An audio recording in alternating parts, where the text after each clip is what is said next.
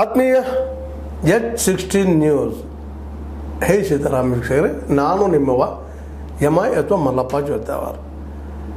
J D S ಗೊತ್ತಿನ Janata Dal secular ಅಂತ ಇಲ್ಲ, ಇವತ್ತು ಗೊತ್ತದ. ಬಿ ಜೆ ಪಿ ಜೊತೆ ಗೆಳತನ ಮಾಡ್ಕೊಂಡದ ಇರಲಿ, ಅದರ ಅಂತ್ಯಕಾಲ ಬಂತ ಅಂತ. ಯಾಕಂತಂದ್ರೆ ನಿಧಾನಕ್ಕೆ ಯಾಕೋ ಏನೋ HDK ಅವ್ರ ಮೇಲೆ ಕೇಸುಗಳು ಹೆಚ್ಚಾಗ್ತಾ ಇದ್ದಾವೆ. ಒಂದು ಕಡೆ ಕಾಂಗ್ರೆಸ್ ಬೆನ್ನಿತ್ತದ, ಪೂರ್ಣ ಪ್ರಮಾಣದ ಸಹಕಾರ BJP ಮಾಡ್ತಾ ಇದೆ ಇಲ್ಲೋ ಗೊತ್ತಿಲ್ಲ. ಇತ್ತೀಚೆಗೆ ಒಂದು ಸುದ್ದಿಗಳು ಬರ್ತಾ ಇದ್ದಾವೆ, ಕೇಂದ್ರದ ಮಂತ್ರಿಮಂಡಲದ ಹೊರಗೆ ಬರುವ ವಿಚಾರ ಮಾಡ್ತಾ ಇದ್ದಾರೆ ಅಂತೇಳಿ. ಬರ್ತಾರೆ ಇಲ್ಲೋ ಗೊತ್ತಿಲ್ಲ, ಆದರೆ ಚರ್ಚೆ ಮಾತ್ರ ಜೋರು ಹಿಡಿದಿದ್ದಾವೆ. ಅದರಲ್ಲಿ ಏನೀಗ ಆಯ್ಕೆ ಆದಂಥ ಜನ ಇದ್ದಾರೆ, ನಿಮಗೆ ಗೊತ್ತದ. ಆಯ್ಕೆ ಆದವ್ರು ಯಾರು? JDS ಅದ ಶಾಸಕರನ್ನು ಕಾಂಗ್ರೆಸ್ ಬಲಿ ಹಾಕ್ತಾ ಇದೆಯಾ ಅಥವಾ ಕೈ ಆಪರೇಷನ್ ನಡೆದಿದೆ ಅನ್ನೋಂಥ ಪ್ರಶ್ನೆ ಕೇಳಿ ಬರ್ತಾ ಇದೆ. ಯಾಕಂದರೆ DK ಶಿವಕುಮಾರ್ ಅವ್ರಿಗೆ ಇವತ್ತು ಶತಾಯಗತಾಯ ತಮ್ಮ ಅಸ್ತಿತ್ವವನ್ನು ಬೆಳೆಸ್ಕೋಬೇಕಾಗ್ಯದ.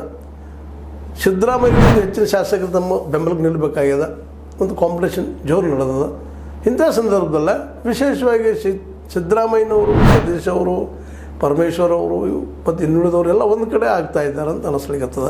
DK ಶಿವಕುಮಾರ್ ಅವ್ರಿಗೆ ಅಲ್ಲೇ ಒಂದಿಷ್ಟು JDS ಶಾಸಕರು ಹೆಚ್ಚಿಗೆ ಒಕ್ಕಲಿಗರು ಹೆಚ್ಚಿರೋದ್ರಿಂದಾಗೆ ಅವ್ರನ್ನ ತೆಗೆದುಕೊಂಡು ಬಂದ ತನ್ನ ಬಲವನ್ನು ಹೆಚ್ಚು ಮಾಡ್ಕೋಬೇಕು ಅನ್ನುವಂಥದ್ದು ಇರ್ಬೋದು. ಅದು ಕಾಂಗ್ರೆಸ್ ಕಳೀತಾ ಇದ್ದಾರೆ ಅಂತ ಕೆಲವೊಂದಿಷ್ಟು ವಾದಗಳು ಇದ್ದಾವೆ, ಇಲ್ಲಂತ ಅನ್ಲಿಕ್ಕೆ ಆಗೋದಿಲ್ಲ. ಆದರೆ ಅದಕ್ಕೆ ಏನು ಮಾಡೋದಪ್ಪ ಅಂದರೆ, ಈ JDSಗೆ ಅಧಿಕಾರ ಇಲ್ಲ, ಸಹಜವಾಗಿ ಅವ್ರು ತಮ್ಮ ಕೆಲಸಗಳು ಆಗಬೇಕಾಗಿರ್ತದೆ ಅವ್ರ ಏರಿಯಾದಲ್ಲೇ. ಮತ್ತು ಯಾವ ಚಲಾವಣೆ ನಾಣ್ಯದನೋ ಆ ಕಡೆ ಶಿಫ್ಟ್ ಆಗೋದು ಇಲ್ಲಿವರೆಗೆ ನಡ್ಕೊಂಡು ಬಂದಂಥ ಒಂದು ಸಂಪ್ರದಾಯ ಆಗ್ಯದ.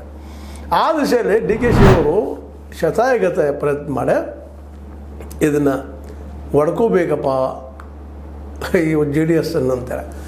ಇದು ನುಂಗಲಾರದ ಬೆಚ್ಚುತುಪ್ಪದಂಗೆ ಇದೆ ನಮ್ಮ HD ಕುಮಾರಸ್ವಾಮಿಗಳಿಗೆ. ಅದರಲ್ಲೂ GT ದೇವೇಗೌಡರಂತೆ ಪೂರ್ಣ ಪ್ರಮಾಣದಲ್ಲಿ ಇವರು ವಿರೋಧವಾಗಿ ನಿಂತುಬಿಟ್ಟಿದ್ದಾರೆ. HD ಕುಮಾರಸ್ವಾಮಿಯವರು ವಿರೋಧಿಯಾಗಿ ಬೆಳೀತಾ ಇದ್ದಾರೆ. ದಿನದಿನಕ್ಕೆ ಅವ್ರ ವಿರೋಧ ಸ್ಟೇಟ್ಮೆಂಟ್ ಕೊಡೋದಾಗಲಿ ಮತ್ತೇನೋ ಆಗಲಿ ಮಾಡ್ತಾ ಇದ್ದಾರೆ. ಹೀಗಾಗಿ ಕುಮಾರಸ್ವಾಮಿಗಳು ಏನು ಮಾಡಬೇಕು ಅನ್ನೋಂಥದ್ದು ಅದ್ರ ಜೋಡಿ ಈಗ ನಿಮ್ಗೆ ಗೊತ್ತದೆ. ಈಗಾಗಲೇ ಕೇತಗಾನಹಳ್ಳಿಯ ಅಲ್ಲಿ ಒಂದು ಭೂಮಿದಾಗಿರ್ಬೋದು, ಇನ್ನೊಂದಿಷ್ಟು ಡಿನೋಟಿಫಿಕೇಷನ್ ಮಾಡಿದ ಭೂಮಿಗಳ ಬಗ್ಗೆ ಆಗಿರ್ಬೋದು, ಒಂದರಿಂದ ಒಂದು. ಅದ್ರ ಜೊತೆಗೆ